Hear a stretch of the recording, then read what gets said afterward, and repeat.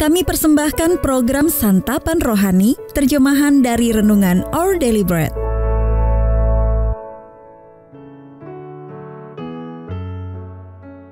Sahabat ODB, pembacaan Alkitab hari ini terambil dari Lukas pasal yang ke-16 ayat yang pertama sampai dengan ayat yang ke-12. Lukas pasal yang ke-16 ayat yang pertama sampai dengan ayat yang ke-12. Perumpamaan tentang bendahara yang tidak jujur.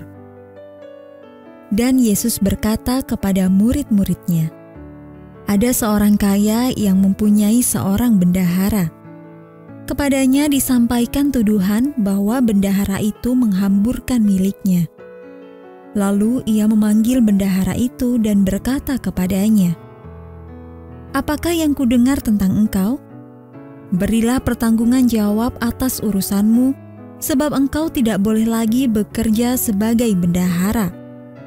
Kata bendahara itu di dalam hatinya, 'Apakah yang harus aku perbuat? Tuanku memecat aku dari jabatanku sebagai bendahara.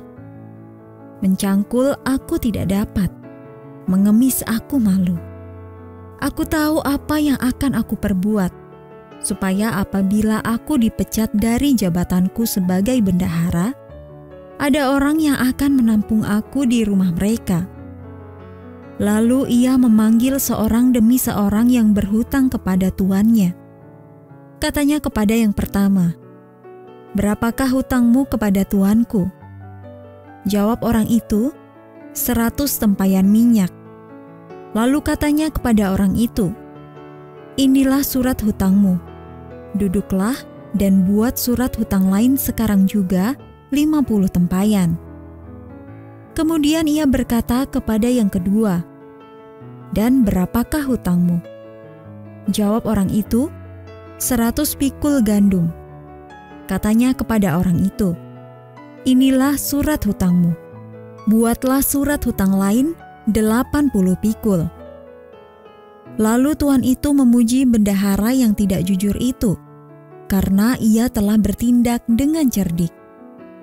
Sebab anak-anak dunia ini lebih cerdik terhadap sesamanya daripada anak-anak terang. Dan aku berkata kepadamu, ikatlah persahabatan dengan mempergunakan mamon yang tidak jujur, supaya jika mamon itu tidak dapat menolong lagi, kamu diterima di dalam kemah abadi. Barang siapa setia dalam perkara-perkara kecil, ia setia juga dalam perkara-perkara besar.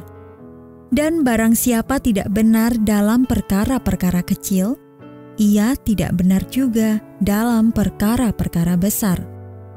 Jadi, jikalau kamu tidak setia dalam hal mamon yang tidak jujur, siapakah yang akan mempercayakan kepadamu harta yang sesungguhnya?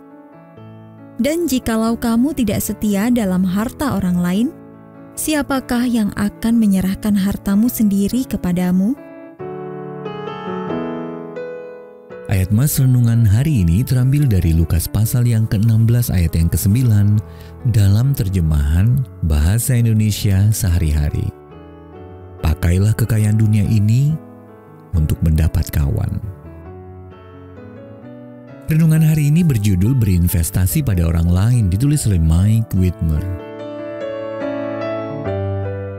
Sebuah perusahaan menawarkan bonus 1000 mil, frequent flyer, atau program kesetiaan pelanggan untuk setiap 10 pembelian produk makanan mereka.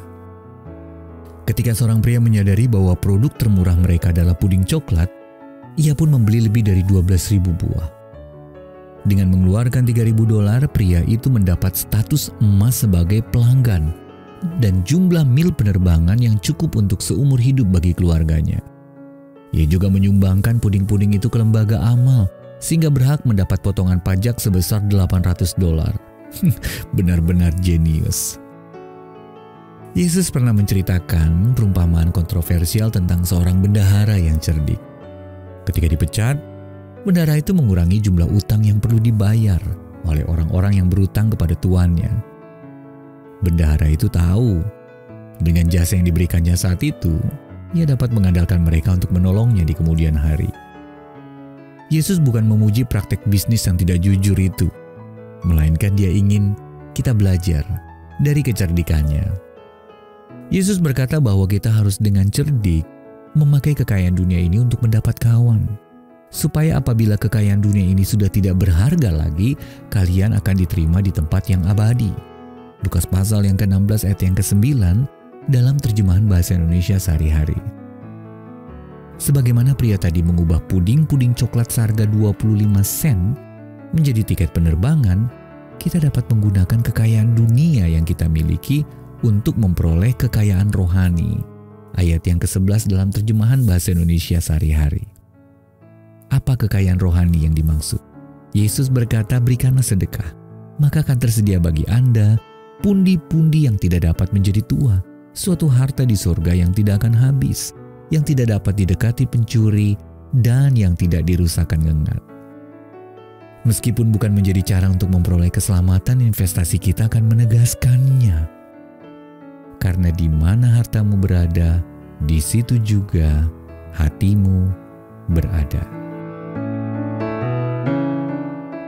Sahabat ODB, apa yang Anda lakukan baru-baru ini untuk memenuhi kebutuhan jasmani seseorang? Mengapa kemurahan hati Anda merupakan investasi yang berharga? Ya Allah yang penuh kasih, tolonglah aku untuk bermurah hati kepada orang miskin, demi nama Yesus dan demi kemuliaan. Untuk menerima notifikasi video baru kami, silakan tekan tombol subscribe dan tanda lonceng di bawah ini.